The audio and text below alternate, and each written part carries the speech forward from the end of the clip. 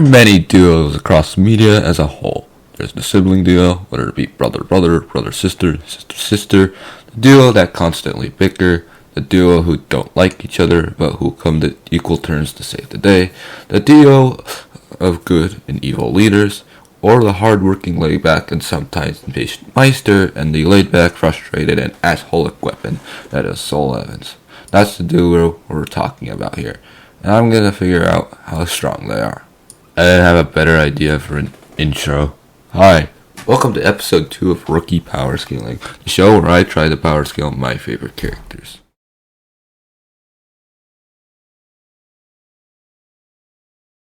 It's me again, e.x.e. So after that clusterfuck that was my Godzilla, it totally didn't take 2 months to make. I thought I'd tone it down a bit with Maka, because I like Maka, okay? What, this is my show. I can do whatever I want with it. If I say we're scaling Maka, we're scaling Maka. You're probably here for 2 reasons. 1, Ruby versus Maka get announced and you want to see me scale at least one of the characters, because there's no way I'll have time to scale both Ruby and Maka.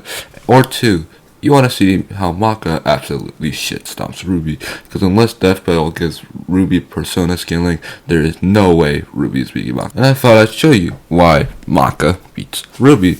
So I guess we should start off with introductions, huh? So, Maka is a student at Death Weapon Meister Academy, run under the Shinigami, not that one, or that one, or that one either. Yeah, that one, the one with the skull. And it's destined to be the stronger Meister than her mother, who, with the help of her perverted dad, who constantly cheats, and a Frankenstein who may or may not be a groomer. And thus, because the story I've been telling you is the second attempt, because Soul Evans' 100 soul that he consumed was actually a cat soul instead of a witch's soul, so now they have to do the whole process all over again. Yippee! Fortunately for them, they got a lot stronger than they were before, because they're fucking anime characters. What do you expect? Well, let's move on to abilities and resistances.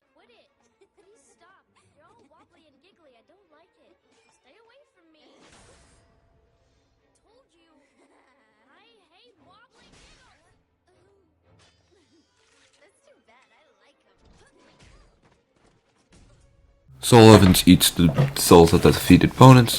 When they connect their wavelengths, they can turn into the Witch Hunt Slash, which is the stronger of their connected wavelengths. Wavelengths are essentially the connections between the weapons and meisters. When you connect the soul wave, their output power increases exponentially. Hell, she can even match other wavelengths such as Tsubaki. But even without Soul Evans, Maka can still go on her own with her being skilled in hand-to-hand combat. So, with Soul Evans, he's able to put parts of his body into the scythe, such as his arms. Maka can even sense the soul of others, as she senses their powers and the emotional point of their soul. She even senses everyone's soul around the planet. Now, in the manga, Maka is capable of flight, while in the anime, Soul Eater is capable of turning into a scythe while unconscious. One of the things you notice when the anime decides to finish before their manga. Her and Soul Eater were able to overcome the Black Blood with their wavelengths. She even resisted the Black Blood's madness effect, and with the Black Blood, she's able to transform into a black dress. Twice. Black Blood allows her to enhance her stats, the big one being durability.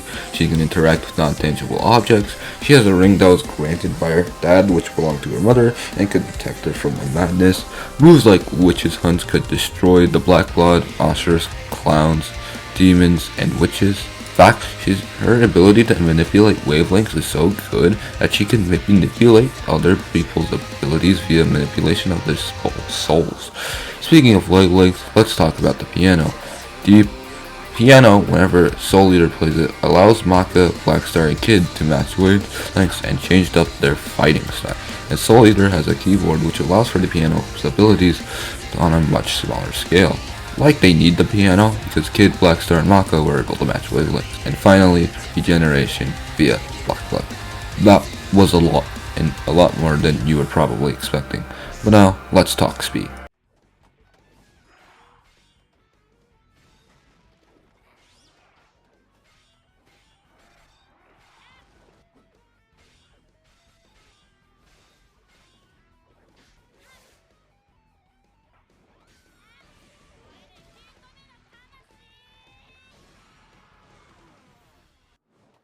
I guess I should make it clear for what I'm using for my scaling, as versus Bez Wiki has it kinda fucked up. As for scaling, I'm gonna be using the manga as my main scaling point, as the anime and manga differ greatly from each other. The anime was one of those cases where the manga was not finished and the people behind the anime decided to continue with it, and hence why I'm using the manga instead of the anime, because I've heard the anime focuses more on Chrono, whereas the manga focuses on Maka in the game. Also, because Fire Force existed well. With that cleared out the way, she ran the time trial in 8.92 seconds. Scaling her to Black Star, she can move at the speed of a shadow. Scaling her to Kid, she can scratch her head at the speed of light. Even with that faulty scaling, Black Star could dodge beams of light, but even still, with the moonlight, she could dodge lasers with moonlight. Scaling her to Asura, she should be capable of keeping up with him, who is the reincarnation of the Fire Force antagonist Adol, and who is also spirited death himself. And Adol kept up with Shinra, who travels back in time by moving faster than the speed of light, and can even kick past Hamui's Light of Despair. So, Maka scaling to Asura should be in that same ballpark. But if you want to keep it strictly to Soul Eater, light speed is fine, but I'm fine with keeping her at faster than light speeds. Well, let's move on to AP/strength. Hey, Maka! Get over here! Why should I? You said you were fine with me reading a book on the sidelines. That's the only reason I agreed to come. Well, I lied, sorry. She's managed to hurt the likes of Krona. She cut Gopher's blood cannon, which could destroy mountains. Scaling her to Krona, she could encase this entire city with black blood, causing disasters everywhere. She parried Krona's thorns as well. With her first black dash, she could one-shot Arachnia. When we talk about Asura, now Asura, Azura, whatever, as mentioned before, he is the reincarnation of Ebola from Fire Force. Now, it's been stated that even Death feared Asura's powers, and he didn't think he could take on Asura. And Hamui says that Death is stronger than Ebola, and when Hamui merged with Ebola and the Aetherless, which is the collective unconscious of human ideas, as well as the world of ideas, merging with the real world, which contains the idea of the world's higher dimensions and mathematics. The Flood ultimately already put me through hell with math. What do you mean Fire Force has math as well? Fucking math, man. And Ebola was merging with these two worlds, and through the Cataclysm was merging worlds.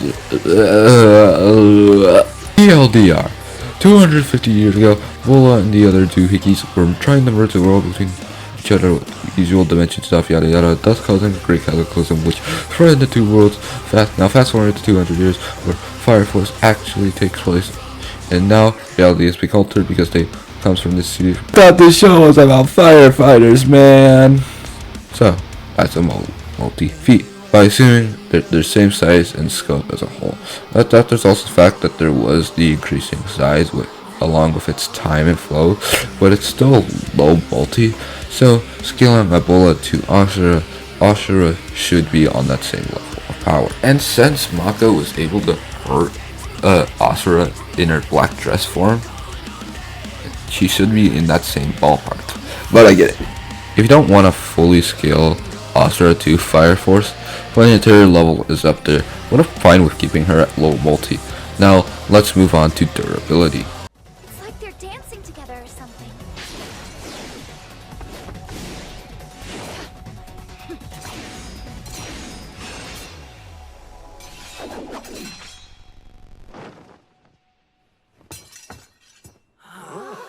She blocked Ragnarok's screech attacks.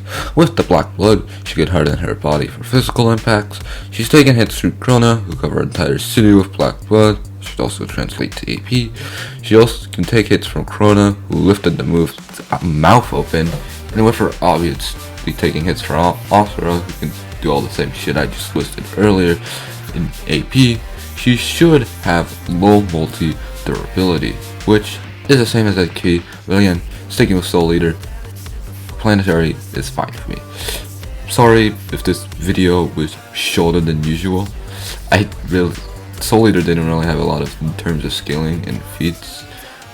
Granted, I wasn't looking through 70 plus years of history for my last video, and also I promised that the Spino was gonna be the next video, but I kinda made a stupid bet, and plus I really want Maka to win, and it's gonna win, because unless they give Ruby Persona scaling, Ruby has no chance, unfortunately.